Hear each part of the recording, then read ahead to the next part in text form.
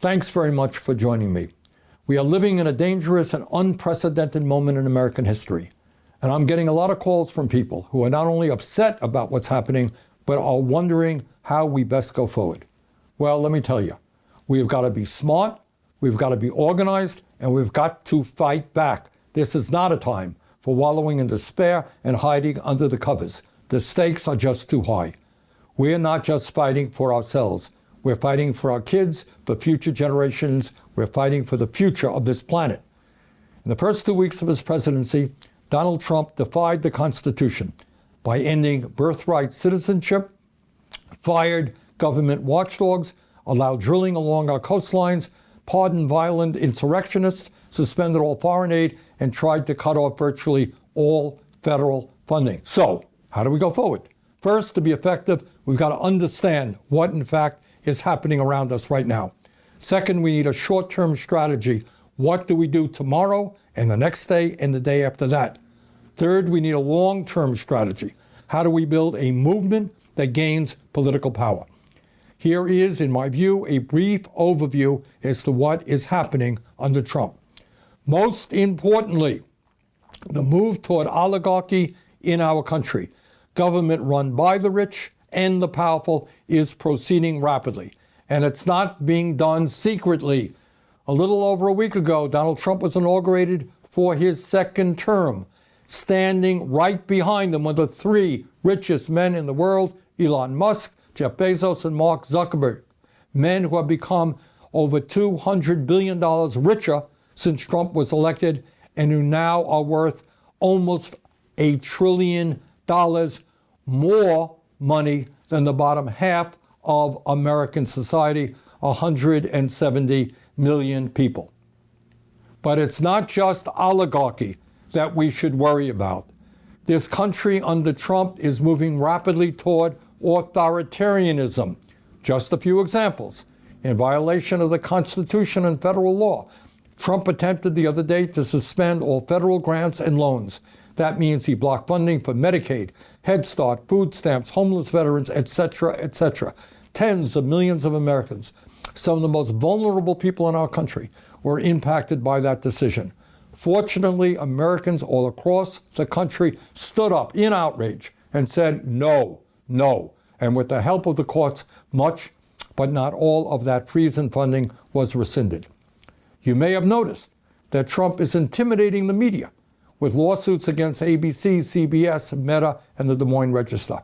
If Trump does not like what media reports, he is threatening them with lawsuits, undermining the First Amendment. That is a direct movement toward authoritarianism. Now, that's a very broad overview of where we are today. In terms of short-term strategy, we've got to mobilize as strongly as we can against Trump's dangerous proposals. And let me just say this, importantly. Yes, the Republicans control the House and the Senate, but do not forget their majorities are small. In the House, a body of 435 members, they have a 4-vote majority. That is a razor-thin margin, and their legislation can be defeated. There are a number of Republicans out there who won in Democratic districts by small margin. So let me tell you, these guys do respond to phone calls and emails. So if there's a piece of legislation you disagree with, get on the phone and call the Capitol switchboard at 202-224-2131. And what is some of that legislation that we should be concerned about? Republicans right now are working on what's called a budget reconciliation bill, the most important element which would be a massive tax break for the wealthy to be paid for by large cuts in Medicaid and other programs that working families and low-income people desperately need. At a time of unprecedented income and wealth inequality, when so many of our people are struggling to put food on the table, we must not savage programs for working families to provide huge tax breaks for billionaires.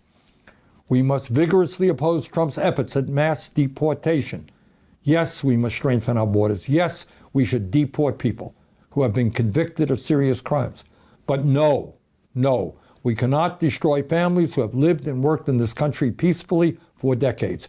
Not only is Trump's mass deportation program immoral, it will have a severely negative impact on our economy.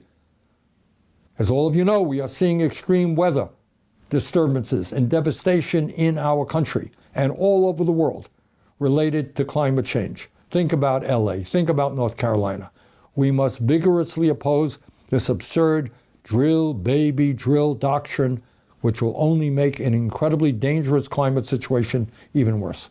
And those are just a few of the issues that are coming down the pike. But we cannot just play defense. We have got to be on the offense. Please never forget that the agenda that we are fighting for is widely supported by working families all across this country, and we must continue to fight for that agenda. The American people do not want cuts to Medicaid and the privatization of Medicare. They understand that health care is a human right, not a privilege. We must continue the struggle for Medicare for all so that every American has the health care that he or she needs. That's not a radical idea. That's what Americans want. Federal minimum wage of $7.25 an hour is a starvation wage. We must raise that minimum wage to a living wage, at least $17 an hour. If you work 40 hours a week in America, you should not be living in poverty. All over this country, we have a major housing crisis, and it's not just 800,000 who are homeless.